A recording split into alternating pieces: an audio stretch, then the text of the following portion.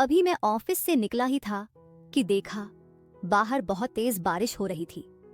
मेरा ड्राइवर राघव काफी तेज गाड़ी चला रहा था। रास्ता पूरा सुनसान था और कुछ भी साफ साफ नजर नहीं आ रहा था। आज मुझे काम खत्म करते करते काफी देर हो गई थी। रात के 12 बज चुके थे और मुझे नींद भी आने लग गई थी।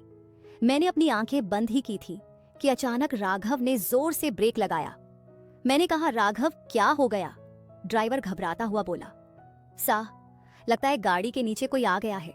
ये बात सुनते ही मेरे होश उड़ गए। मैंने गुस्से से कहा, तुमने किसको मार दिया? उसने कहा, सा, इसमें मेरी कोई गलती नहीं थी। कोई हमारी कार के नीचे जानबूझकर आया है। यह बात सुनकर मुझे उस पर बहुत गुस्सा आ रहा था। तेज बारिश में मजबूरन मुझे गाड़ी से निकलना पड़ा। जब मैंने गाड़ी से निकलकर सामने आकर देखा तो नीचे एक लड़की पड़ी हुई थी। वह करीब 21 साल की होगी। उसने एक जालीदार खूबसूरत सी लाल ड्रेस पहन रखी थी। शायद उसके पैर में चोट आई थी, जिस वजह से वह उठ नहीं पा रही थी। मैं जल्दी से उसके पास गया तो देखा लड़की होश में है पर नशे में चूर थी। उसने इतना ज्यादा नशा किया हुआ था कि मैं उससे कुछ बोल भी नहीं सका। मैंने उसे गोद में उठा लिया और ड्राइवर की मदद से गाड़ी की पिछली सीट में उसे बैठा दिया। कार मेरे घर के सामने आकर रुकी। फिर मैं इस लड़की को लेकर अपने कमरे में आ गया। मैंने तुरंत अपना फोन निकाला और डॉक्टर को कॉल किया। डॉक्टर ने जल्दी से चेक करके कहा, लड़की ठीक है, हल्की सी चोट आई है, और उन्होंने दवा दे दी। लड़की होश में तो थी पर नशे में होने के कारण उसने मुझसे अब तक बात नहीं की थी। डॉक्टर चला गया तो मैं उसके पास आया और पूछा, तुम्हारा नाम क्या है? तुम कहाँ रहती हो? बताओ, मैं तुम्हें छोड़ आता हूँ। लड़की नशे में ही बड़बड़ाने लगी, मेरा नाम प्रीति है। नहीं नहीं सोनिया है। नहीं नहीं अमृता है। ये लड़की क्या बोल रही है? मेरे तो कुछ भी समझ में नहीं आ रहा था। मैं उसकी तरफ देखने लगा कि लड़की अपना नाम भी ठीक से नहीं बता पा रही है। उसने कहा, मैं माधव नगर में रहती हूँ। मैंने सोचा इतनी रात को एक अनजान लड़की को अपने घर पर रखना ठीक नहीं होगा। उसे घर छोड़कर आता हूँ। मैं उसे लेकर फिर से अपनी गाड़ी में आ गया। राघव अब तक घर जा चुका था तो मैं खुद ड्राइव करने लगा। माधव नगर में एंट्री लेकर मैंने कहा, तुम्हारा घर कहाँ है? बताओ। लड़की ने एक घर के सामने आकर कहा कि यह मेरा घर है। मैं उसको उस घर के सामने ले गया और घर की बेल बजाई। इतनी रात को गुस्से से एक आदमी बाहर आया और कहा, क्या बात है, क्यों डिस्टर्ब कर रहे हो? मैंने कहा, यह लड़की आपके घर पर रहती है। वह आदमी बड़ी अजीब नजरों से उस लड़की को देखने लगा। फिर कहा, मैं इसे जानता तक नहीं हूं। अब दोबारा बेवजह मेरे घर की घंटी मत बजाना। मुझे बहुत शर्मिंदगी की महसूस हुई। वह लड़की अपना पता गलत बता रही थी। मैंने सोचा इतनी रात को उसे लेकर घर घर भटकना ठीक नहीं होगा। कोई गलत आदमी मिल गया तो इस लड़की के साथ गलत हरकत कर सकता है, और अभी तो यह होश में भी नहीं है, ना ही इसको कुछ याद है। क्या करूं? यही सोच रहा था कि लड़की मेरे पास आ गई। कहने लगी कि मुझे बहुत भूख लगी है। उसके चेहरे पर बहुत मासूमियत थी। मैंने गौर किया तो देखा कि वह बला की खूबसूरत है। उसके दूधिया चेहरे पर लाल लिपस्टिक तो कहर ही डाल रही थी। वैसे तो कई औरतें मेरे करीब आने को तरसती हैं, पर यह लड़की कुछ खास सी थी। तो मैंने कहा, चलो कुछ खाते हैं। मैं उसे लेकर शहर के एक बड़े रेस्टोरेंट में आ गया। खाना खाते वक्त लड़की ने कहा, मेरा नाम सोनिया है। आज मेरा मूड खराब था, इसलिए ज्यादा शराब पी ली थी और आपकी कार से टकरा गई। मैंने पूछा, तुम्हारा मूड खराब क्यों था? उसने कहा, मेरी कंपनी के मालिक की वजह से। मैंने सोचा यह इतनी खूबसूरत है, कहीं इसके मालिक की बुरी नजर तो इस पर नहीं पड़ गई। वह चुप और उदास थी। तो मैंने बड़े प्यार से पूछा, क्या हुआ सोनिया, बताओ। उसने कहा, कपूर अंपायर्स में बहुत कोशिशों के बाद मेरी जॉब लगी थी, पर उन्होंने मुझे बेवजह नौकरी से निकाल दिया। यह बात सुनते ही मैं चकित रह गया। मैंने कब इसे नौकरी से निकाला और क्यों? जी हाँ दोस्तों, मैं ही कपूर अंपायर्स का मालिक प्रकाश कपूर हूँ। मैंने कहा, सोनिया यहीं बैठो, मैं अभी आता हूँ। रात के 1 बजे बज रहे थे और मैंने अपने असिस्टेंट विवेक को फोन किया। उससे बात करके मुझे बहुत हैरानी हुई। सोनिया एक मॉडल है।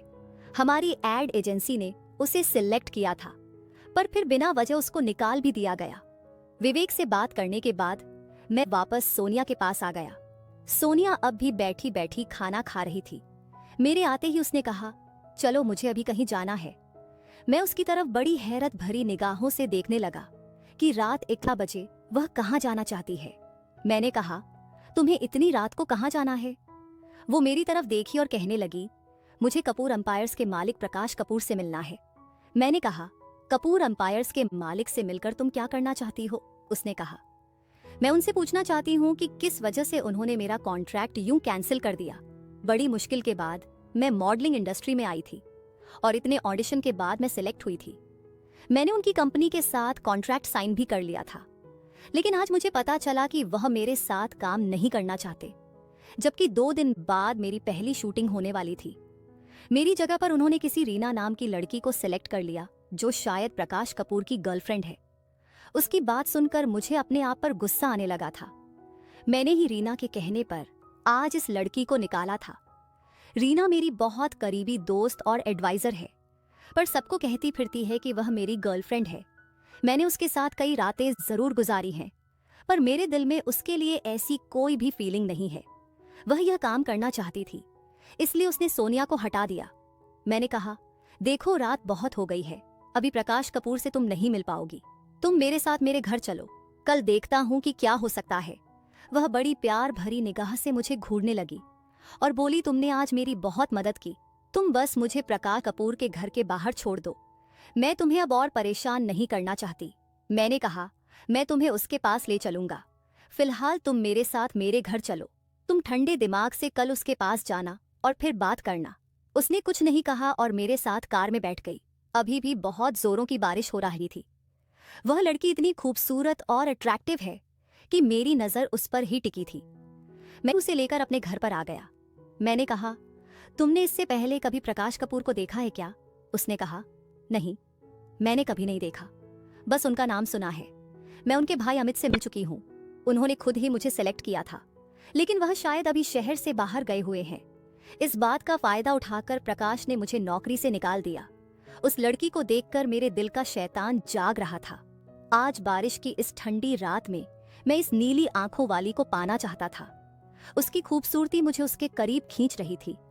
इससे पहले भी कई लड़कियों के साथ मैं रातें गुजार चुका हूं, पर इस लड़की में कुछ तो अलग बात थी। लेकिन उसके चेहरे की मासूमियत को मैं जबरदस्ती कुचलना नहीं चाहता था। मैं चाहता था कि वह खुद ही मेरी बाहों में आ जाए और मुझसे मोहब्बत करे। लड़की नशे से कुछ हद तक बाहर आ गई थी, लेकिन शायद उसे नींद आने लगी थी। मैं उसे अपने कमरे में लेकर आ गया और उसे अपनी शर्ट दे दी और कहा, इसे पहन लो। उसकी जालीदार लाल ड्रेस भीग चुकी थी। काफी देर से वह गीले कपड़ों में ही थी। उसने मेरी तरफ देखा, फिर वॉशरूम में जाकर कपड़े चेंज कर लिए।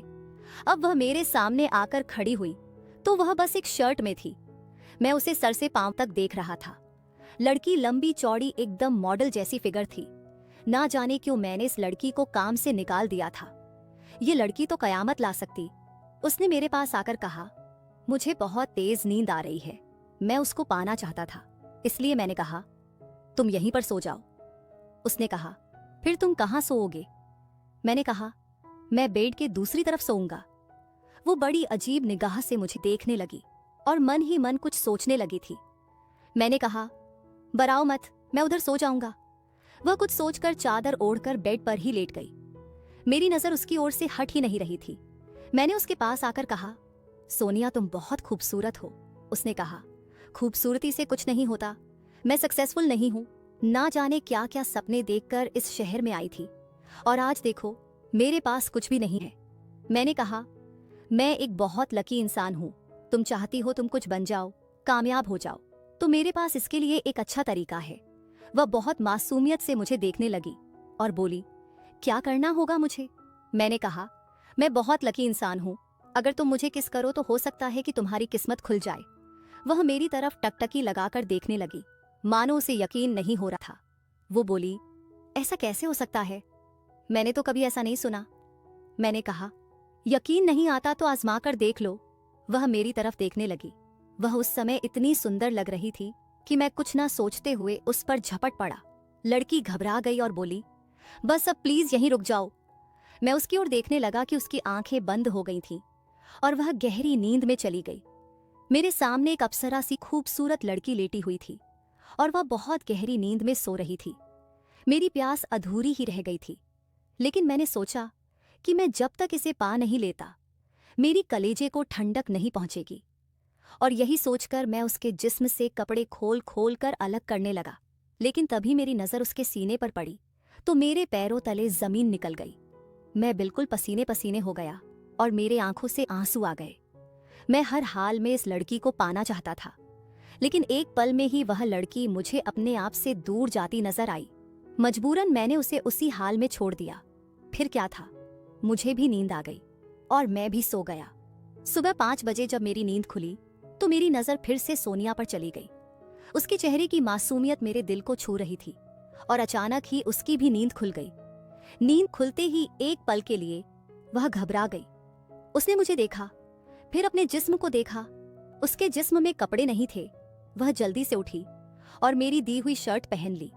उसके बाद जल्दी से उठकर वह बाथरूम चली गई और अपने जालीदार कपड़े पहनकर फिर से वापस आ गई। बाहर आकर वह मेरी ओर बड़े गुस्से से देखने लगी और बोली, सच सच बताओ तुमने मेरे साथ रात में क्या किया? मैं उठकर बैठा। मैंने उससे कहा, मैंने तुम्हारे साथ कुछ नहीं किया। उसने कहा, फिर मैं ऐसे हाल में कैसे आई? मैंने तुम्हें अच्छी तरीके से पहचान लिया है। ऐसी हरकत तुम ही कर सकते हो। मिस्टर प्रकाश कपूर, उसका नशा उतर चुका था। शायद इसलिए उसने मुझे पहचान लिया था। एक पल के लिए तो मेरी बोलती बंद हो गई और मैं चुपचाप उसकी ओर देखने लगा। वह लड़की अपना पर्स लेकर जाने लगी थी कि मैंने उसका हाथ पकड़ लिया और कहाँ जा रही हो? रुक जाओ। उसने मेरा हाथ झटक दिया और कहा, मैं तुमसे नफरत करती हूँ। मेरे दिल में कोई और है। मैंने कल रात उसके सीने पर एक लॉकेट देखा था जिसमें उसकी और मेरे भाई अमित की तस्वीर थी। मेरा भाई पिछले 1 महीने से काफी खुश नजर आ रहा था। अभी शहर जाने से पहले उसने मुझसे कहा था कि भैया, मैं काम से वापस आकर तुम्हें एक बहुत बड़ी खुशखबरी दूंगा। मैंने कहा, कोई लड़की का चक्कर है क्या? तो वह शर्माने लगा और बोला, भैया, मैं उससे आपको जरूर जरूर मिलवाऊंगा। हमारे आसपास हजारों लड़कियां मंडराती रहती हैं, पर अब तक मैं अपने लिए कोई खास नहीं चुन पाया। मेरे छोटे भाई अमित को उसकी पसंद की लड़की भी मिल गई है। लगता है वह यहाँ सीरियस है। लेकिन कल रात को जो कुछ भी हुआ, जिस तरह से सोनिया मेरी कार के सामने आकर टकराई, ये कोई इत्तेफाक तो नहीं हो सकता। शायद किस्मत हम दोनों को मिलाना चाहती है। मेरा दिल सोनिया पर आ गया था और मैं उसे किसी भी हाल में अमित का नहीं होने दे सकता था। भले ही वह मेरा भाई है, सोनिया मेरी जिंदगी है। सोनिया सिर्फ मेरी है। मैंने कहा, सोनिया, मैं तुम्हें पसंद करने लगा हूँ।